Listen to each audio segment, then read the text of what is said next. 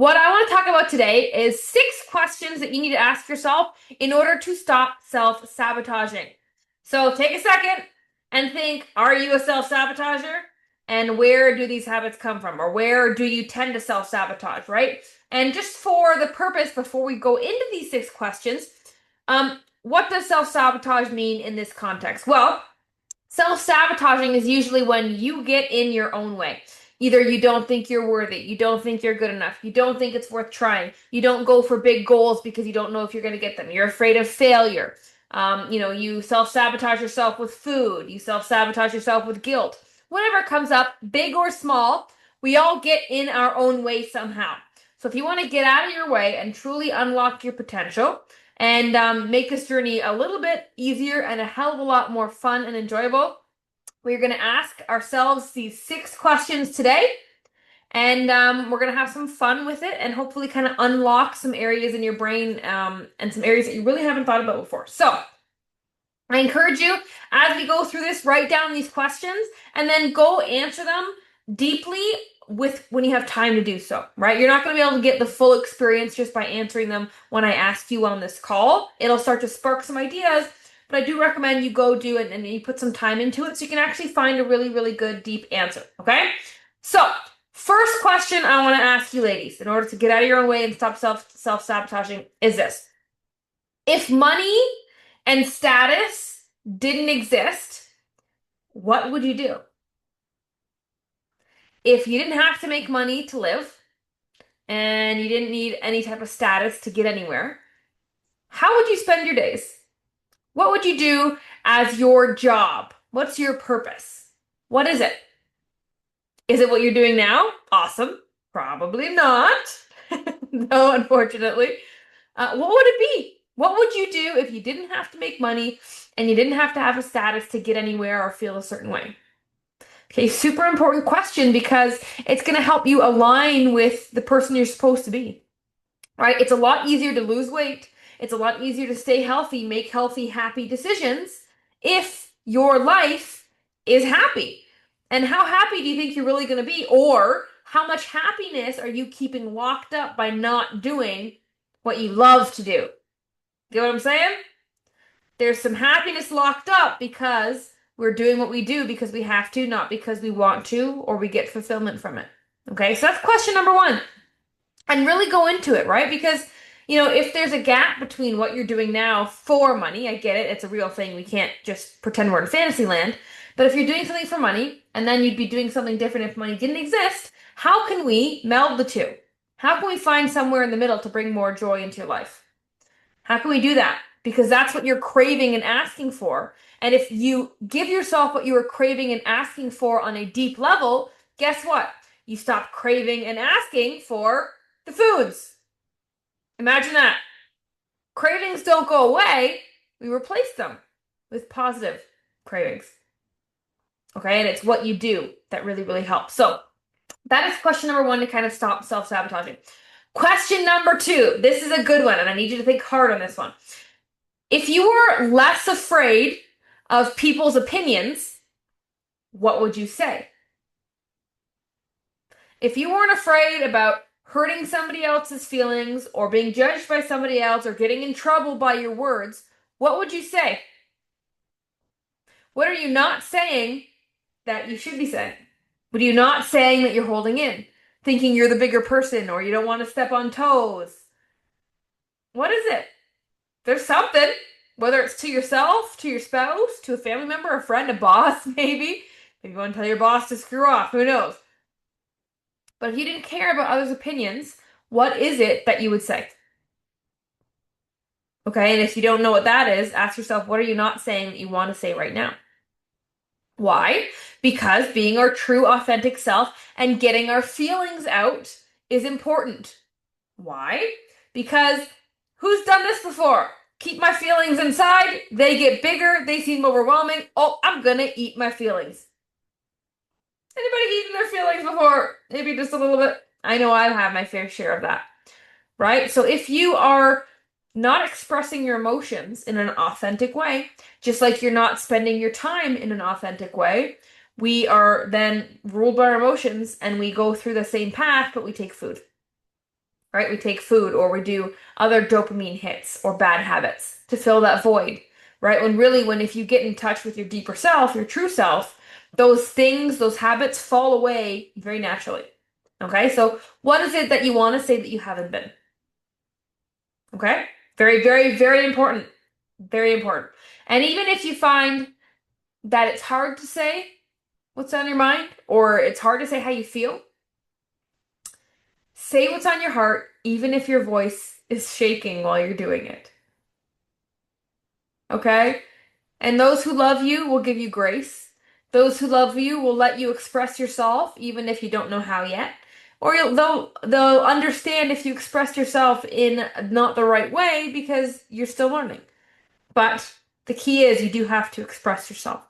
Okay, so that's up. That is question number 2 to help and stop getting in your own way. All right. Now, question number 3. This is one of my favorites. Is what actually gets you excited in life? What builds that anticipation that you can't wait for? Right? You know what I'm talking about? Like the week before you go on vacation. You know that feeling. Maybe there's a little bit of stress to having to pack and travel to an airport. But you know that feeling of excitement. What brings that more to you? What excites you in life? And if you don't have a list, that's a red flag. Because I believe that happiness isn't something we should strive for. Happiness isn't a state that we permanently sit at, and happiness is just another emotion. So I don't think we should strive to be an emotion our whole life, to be one emotion our whole life, right? The only reason we know what happiness is because we know what it feels like to not be happy, right? So it's not happiness that we should be going for. It is excitement. Excitement and anticipation makes waking up easier. You ever driving home in traffic, excited to eat the leftovers in your fridge? That one thing you really, oh God, it's there for me, right? You can't wait. That excitement and anticipation should be placed somewhere else, right? If you're able to have excitement and anticipation for that, it makes sense that you should be able to make it even more excitement and more anticipation for something more meaningful. And if you don't, if your life is just, I wake up, I do my to-do list, I drag my feet, I go to bed, I wake up, I repeat, if that's kind of what your life has turned into, guess what? You will start to get excited for food. You'll get excited to go to the family reunion for the special potato salad. You'll be excited to go to a restaurant with your husband for the steak, not for the company. It'll be the food that starts to excite you. And there's nothing wrong with you, and food should be exciting because it does enhance an experience. But if we are not actively looking for and placing excitement into our life, food will replace that. If you are somebody that constantly falls off, that constantly goes up and down, that all or nothing, I'm super healthy and then I fall right back into old habits. If that is you, it is because there's nothing more exciting happening in your life than to distract you from this journey. Health is easy when you are happy. But what makes you happy? It's constantly having anticipation for the next exciting thing. Now, I'm not talking about cheap dopamine hits every single day. I'm talking about, maybe 1 month you have a big vacation you're excited about. Maybe this week it's you've set aside an hour to take a bubble bath and you're really excited to get home and do that. It's little things of pleasure, of joy, of excitement that you need to add more of. So, what truly gives you excitement in your life? That is the next question that you have to ask yourself. And really ask yourself, because until you do that, food will be the answer. Or food will still tug at you and have that pull of cravings and snacking. Okay? Or that all or nothing, not able to stop after one bite. The key is to add more excitement to your life. So that's the third question. Now the fourth question is, what does success look like for you? If you had to define success, what would it be? What would it be? Is success money? Is success family? Is success a certain promotion in a career? What is success to you? Because if we are reaching goals and striving to be healthy and our best self, you must know what your best self looks like. It can't be some vague thing that we only think about when you talk about your goals. When your coach asks you, where do you want to be? You have to have imagined the life in which that person at that weight you want to be, how she lives. It is different from how you're doing it right now. I can guarantee you that. If you think you're going to lose weight and then go back to your old lifestyle, you are sadly mistaken. Now, your life doesn't have to look completely different, a complete overhaul. It does not. But it does have to look different to some degree. Your lifestyle must have changed because the lifestyle you lived got you to the body you're in, and it's not the body that you want to stay in. So therefore, the lifestyle has to change. Okay, and in order to do that, you must ask yourself, what does success look like to me? And get detailed. It's not feeling good. How can you quantify feeling good? We are really good at saying what we want, but we're not very good at being able to quantify if we know that we're there or not. Or quantify if we know that we're on the right path to get there.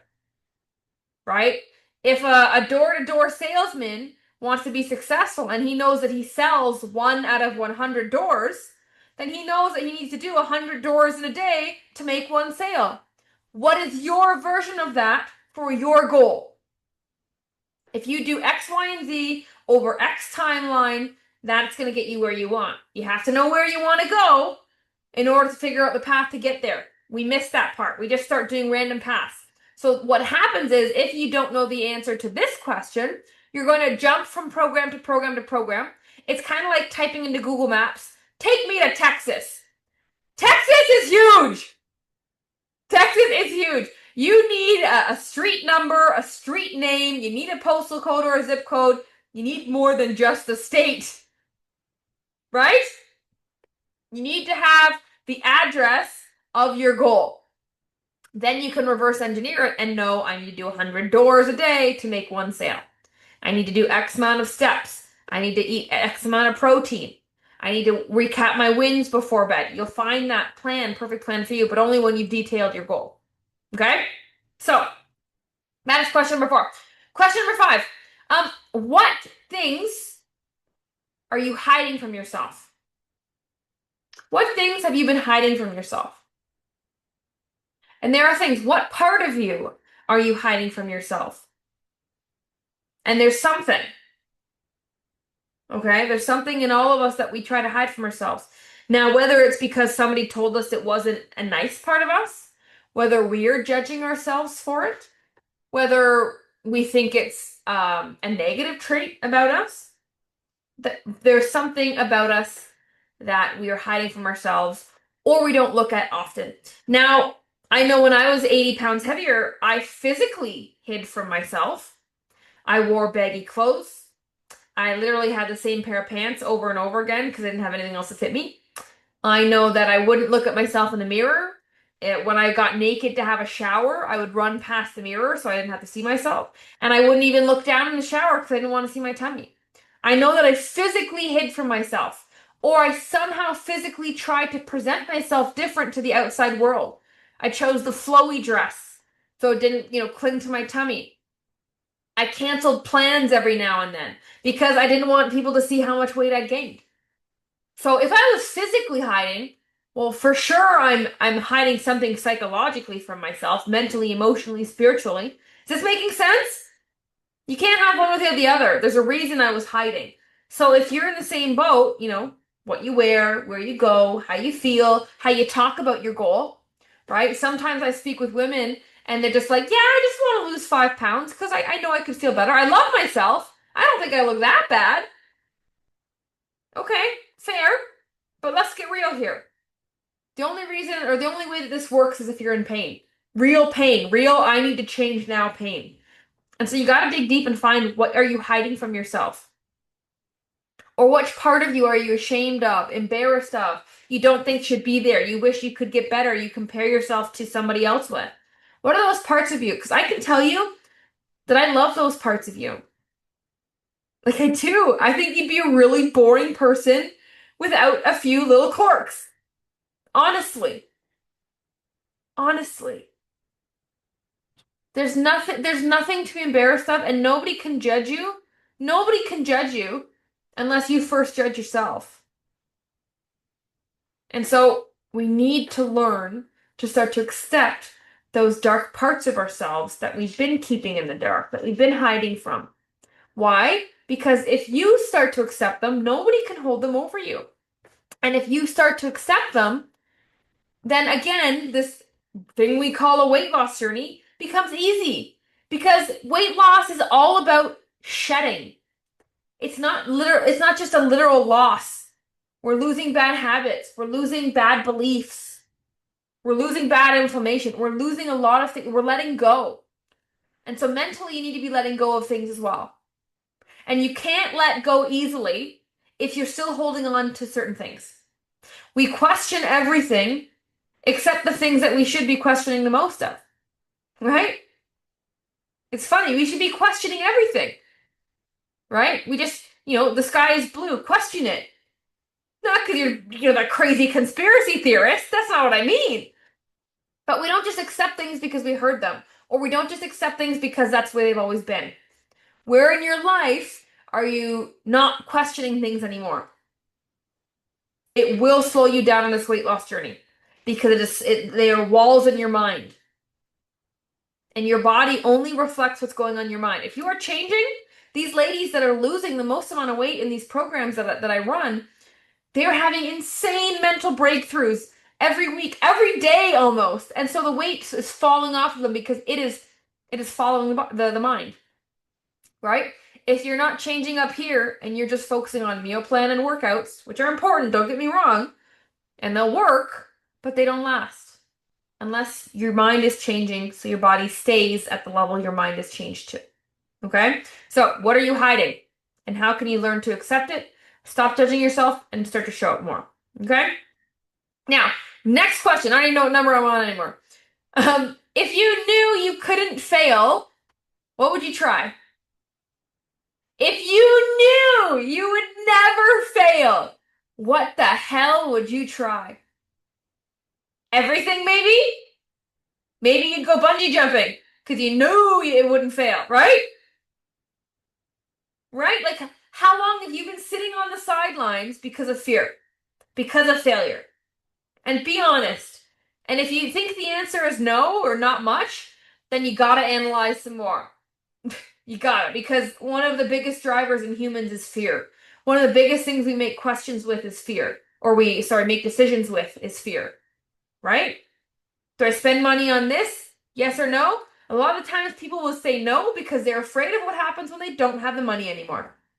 Do you think money will come to you if you're afraid of not having it? No. It's just the law of the universe. It's the law of attraction. If you're afraid of, it's like being that clingy girlfriend, that insecure girlfriend. Do you think that boyfriend's gonna want to stick around if you're like, do you still love me today? Do you still love me today? Same idea. Same idea, right? And so, if you knew you couldn't fail, if you knew there was no downside, if you knew you would always be successful, things would always turn out for you. Life is on your side. What would you do? Again, this is aligning with the person you are at your heart. You cannot lose weight, be happy and healthy if you do not enjoy where you are with who you are. And who you are is somebody who's adventurous, somebody who wants excitement in your life, who wants to make crazy memories, who wants to be the fun one in the room, who wants to have the crazy stories to tell. Right down the road. Grandma, tell me again about that time you went bungee jumping.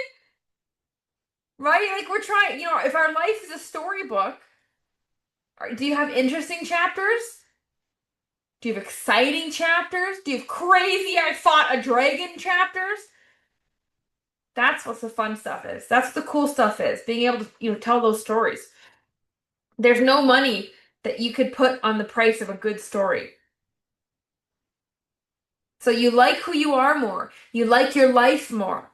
You're more occupied with doing fulfilling things. And when you occupy those spaces, those voids in your life with the right things, again, food stops filling it. Negative self-talk stops filling it. The judgment of other people stops filling it. Comparing yourself to others and their journey stops filling it.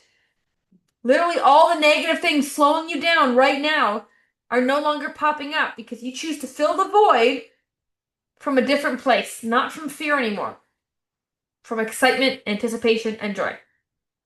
And then my last question that I just want to throw in here for you, so it'll be 6+1, 6 plus a bonus, is if you had all the time in the world, how would you spend your days?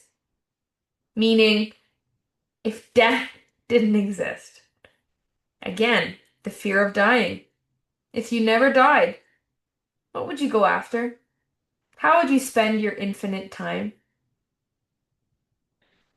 Stop being in scarcity mode, urgency mode, rushing mode.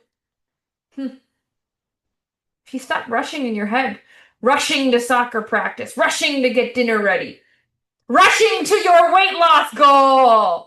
If you stopped rushing and you were never going to die and just accepted that, oh, we already talked about you're never going to fail anything and you're never going to die, oh my God, then you would just absolutely enjoy the moment instead of being afraid of the future or regretting the past. Do we see this?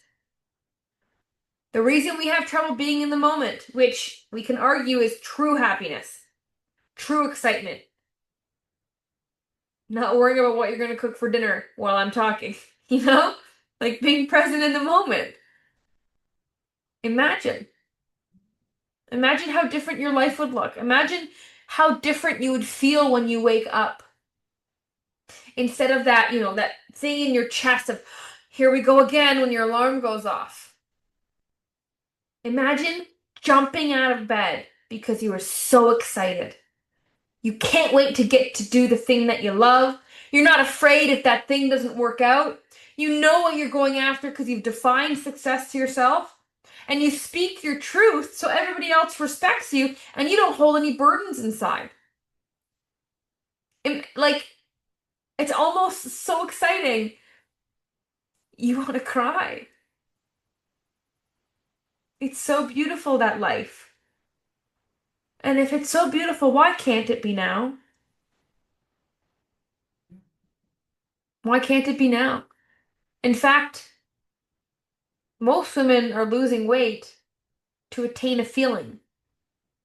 I'll feel confident. I'll feel sexy. I'll love how I feel when I can fit into smaller clothes. I'll love how I feel when I can finally walk up the stairs without being out of breath or without being in pain. I'll love how I feel when I can finally go to the doctor and they tell me they're healthy. I'll love how I feel when my husband gives me a compliment for my hard work. Right? We're chasing a feeling here, not a number. And we're not chasing health.